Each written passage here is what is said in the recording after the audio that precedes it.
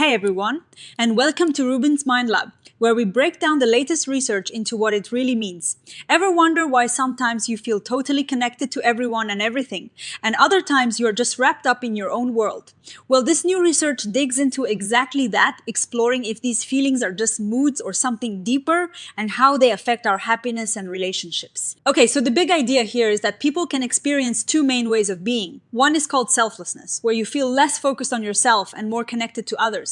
And the world around you, this is thought to lead to a more lasting kind of happiness.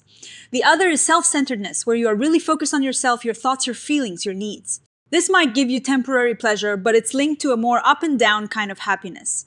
What is cool is that researchers developed a tool to measure these as states, meaning how you feel right now, not just as a general personality trait.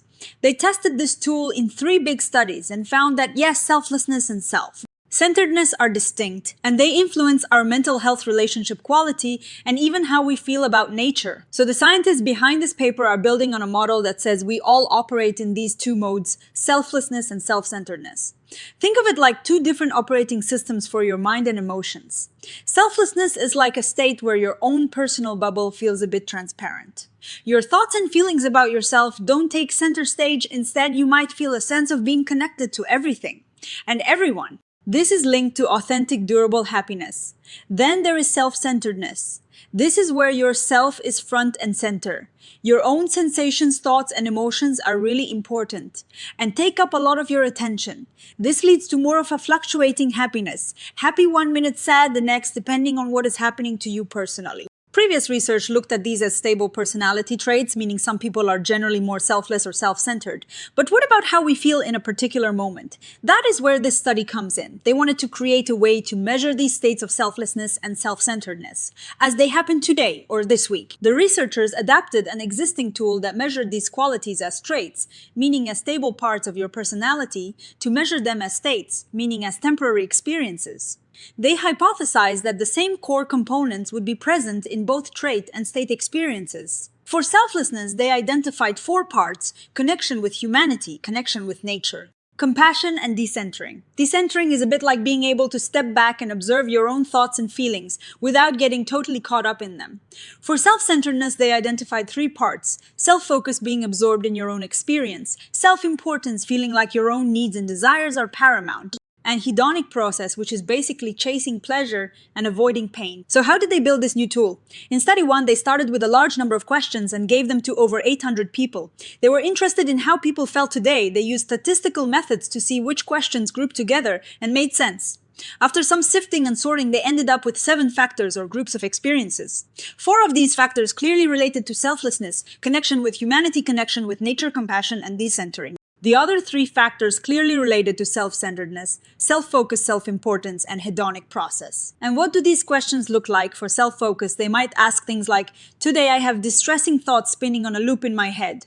Or for connection with humanity, today I think of human beings as part of one large family. For self-importance, today I want others to admire me. And for decentering, today I am aware of unpleasant thoughts or feelings without immediately reacting to them. These examples really paint a picture of what these states feel like. Then they did another analysis to confirm that these 7 factors could be grouped into those 2 big buckets, selflessness and self-centeredness. And bingo, it worked. They found 2 main underlying patterns. This first study confirmed that their new scale, which they call the Selflessness Inventory State, or SSI, seems to capture these 2 different ways of experiencing the world. But you can't just stop at one study, right? So in study 2, they wanted to make sure that this structure they found was solid. They used a more rigorous statistical method called confirmatory factor analysis with a new group of over 250 students. They tested various ways the factors could be organized and confirmed that the structure with 7 factors grouped into 2 higher-level concepts, selflessness and self-centeredness, was indeed the best fit for the data. This means the scale is measuring what it is supposed to measure in a reliable way. Now, for the really interesting part, Study 3 brought it all together by looking at what these states of selflessness and self-centeredness actually do. They had almost 1,400 people fill out the SSIs and then also answer questions about things like self-loss, how much they feel their boundaries blur with others, or the environment and their overall mental health and happiness. They also looked at relationship quality and how people felt about nature and pro-environment environmental behaviors. Here is where we see the real impact. When people reported feeling more selfless, they also tended to report experiencing less self-loss and dissolution of self-boundaries. This makes sense, right, since selflessness is about feeling more connected and less defined by your individual boundaries. They also found that this selflessness state was linked to better mental health. People felt more satisfaction, more positive emotions, and more of that authentic, durable happiness we talked about earlier. Conversely, when people felt more self-centered, they reported more anxiety, depression, and negative emotions. They also experienced more fluctuating happiness, which is that up and down feeling. This aligns perfectly with the idea that being too focused on yourself can lead to more distress. Interestingly, the study also found that selflessness was negatively correlated with the salience of perceived body boundaries.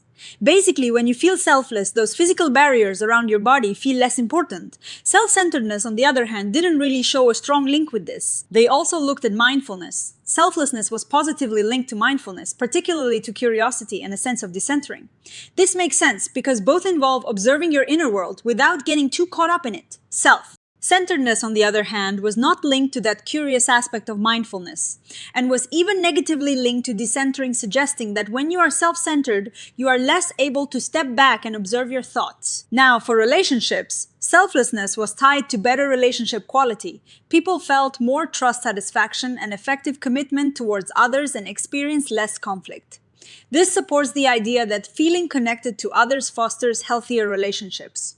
On the flip side, self-centeredness was linked to lower relationship quality, especially more conflict and less satisfaction. And how about our relationship with nature?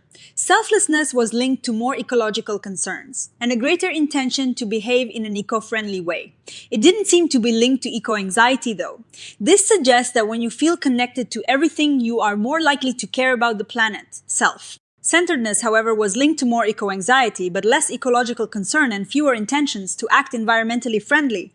This implies that when you are just focused on yourself, you might worry about environmental issues, but not feel motivated to do much about them. So what does all of this mean? The researchers successfully developed and validated the SSI's tool to measure these states of selflessness and self-centeredness. They found that these two modes of functioning are distinct and have real consequences. Experiencing selflessness is associated with greater happiness, better relationships, and a positive outlook towards nature.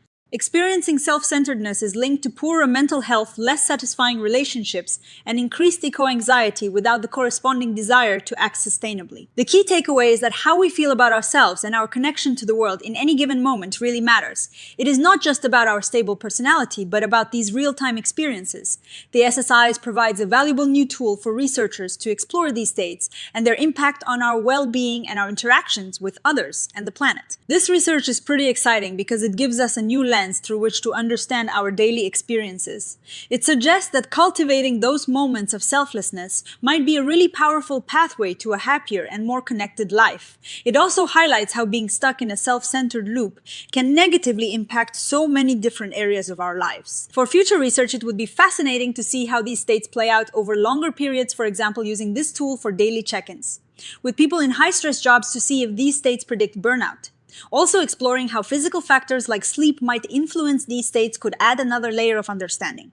And of course, comparing these state measures directly with the trait measures will help us understand the interplay between our core personality and our day-to-day feelings. So my take on this is that this is a really valuable contribution to understanding human psychology. The research is rigorous and the findings are both intuitive and impactful.